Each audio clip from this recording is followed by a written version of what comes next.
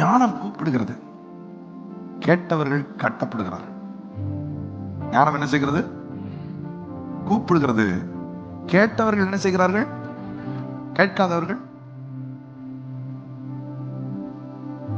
கேட்காதவர்கள் நீங்கள் வருவது முக்கியமல்ல, வந்து கேட்க வேண்டும்.